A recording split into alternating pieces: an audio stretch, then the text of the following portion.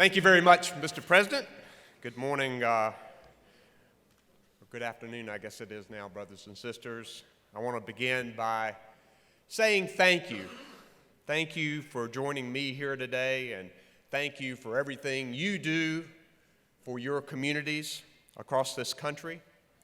And thank you for taking the extra time out of your schedule to help our government make better decisions. President Shapeberger, it's been an honor to get to know you over the past couple of years, and I look forward to continuing our work together in serving the public. You have been a champion for your members, and I appreciate deeply the commitment and the advocacy that you bring to your work. And I also want to take a moment to acknowledge the many of you here today who have given your time and your effort to help North Carolina in recent months.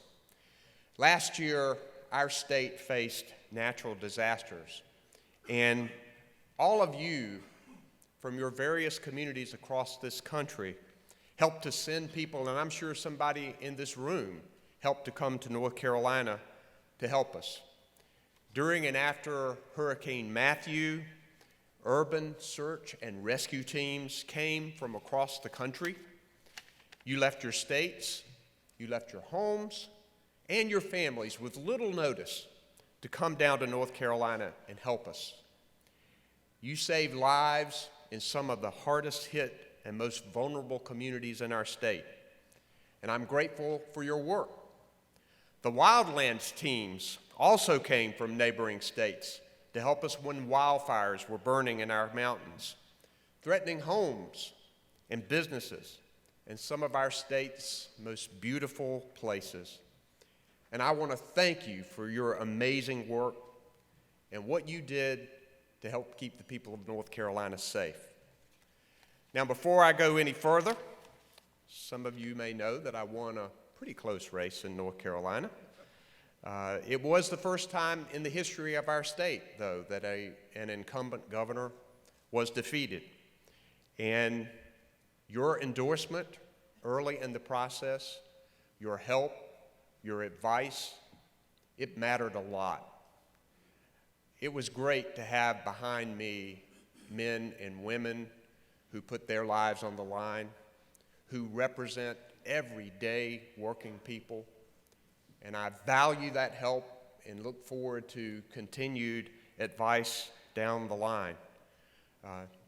The IAFF and President Shapeberger were partners during the campaign effort, and I'm grateful for it.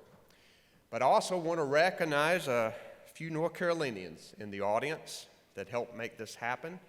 So I'd like Tom Brewer, Josh Smith, and Scott Mullins to raise your hands over there and to wave. And let's give them a big hand for their significant help.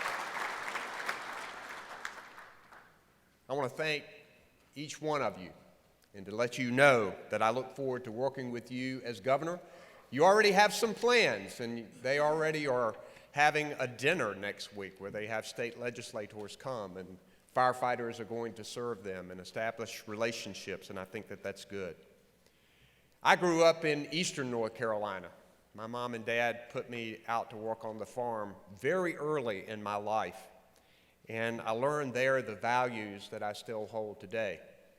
I learned in working in the hot fields that you needed hard work and dedication, and that you really needed a job with air conditioning when you grew up, and I'm grateful that the people of North Carolina have provided that for me. My mom was a public school teacher, and I taught my kids Sunday school lessons just like my mom and dad taught mine. And I know about the value of hard work, and I'm grateful for the fact that so many of you work hard. And I think we're at a crossroads in government, in our state of North Carolina, and in our country. And I think people have never been as divided politically on a partisan basis as we are right now.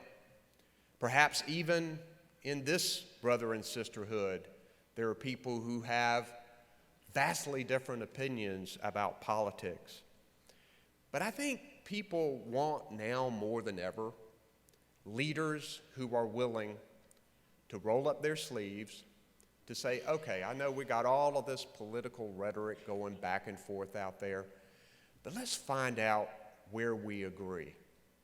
Let's listen to each other. And let's get to work and do things that help everyday people, not only in my state of North Carolina, but across the country. And one of the things I've liked doing as Attorney General and now as Governor is traveling the state and just listening to people. Stopping in those firehouses it meant a lot to me, and I heard a lot of what was going on. And North Carolina is very diverse. We have all kinds of different people. We have urban and rural areas, places big and small, people with different backgrounds and ethnicities, and people from all walks of life. But people have their own ideas of what it means to live a purposeful and abundant life for themselves and their kids. And hearing from people who are on the front lines, like you are every day, is important. You're out there protecting communities, making sure that your citizens are safe and well enough to be able to reach out and pursue their dreams. And I think you deserve leaders who are willing to stand on those front lines with you for your profession and for your families. It's time that we make working people like each and every one of you the priority. It's time for both the state and the federal government to do that. You deserve excellent education for your kids. You deserve pay that reflects your sacrifice and your hard work. You deserve retirement that is certain and rewarding and doesn't take forever to achieve. You deserve laws that protect your health and your safety. And you deserve a real say in the direction of your profession. These are basic promises that we should make to working people every single day. I just announced my budget last week for North Carolina. Not only did I propose raising teacher pay and investing in public education, but I also recommended to the legislature that we move from 30 to 25 years, the time of retirement for our law enforcement officers and our firefighters.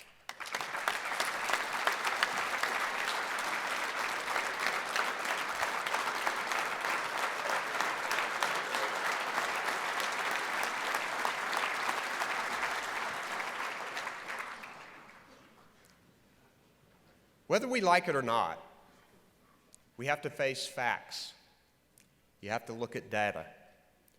And law enforcement officers and firefighters die younger than the general population. It is because of the stress, the toxic chemicals that you come in contact with every day with your work. And what we need are state and local governments and the federal government who recognize that sacrifice, who recognize that we need to attract and retain the best people with courage for this profession. And we need government leaders who understand that people need training and that you need equipment and that you need things that help you do your job. These are bipartisan ideas that we should all be able to agree on. We all know that firefighters face an increased risk of dying from cancer. In North Carolina, we need to ensure a law that would provide firefighters workers' compensation for certain cancers.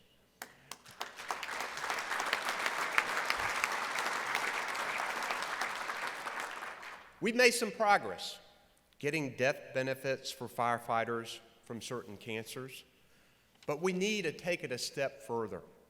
We need to expand the number of cancers that are recognized under this legislation, and we need a presumptive cancer law that recognizes the risks that you take every single day.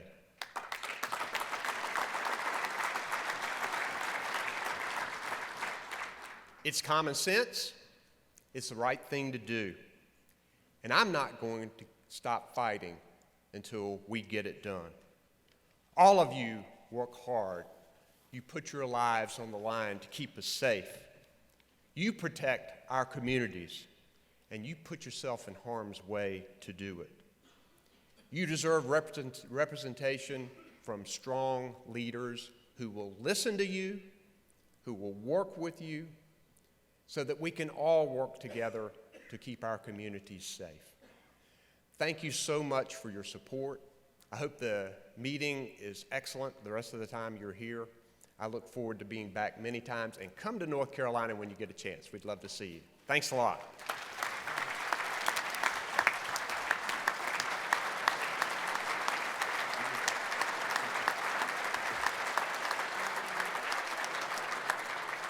Thank you, Mr. President.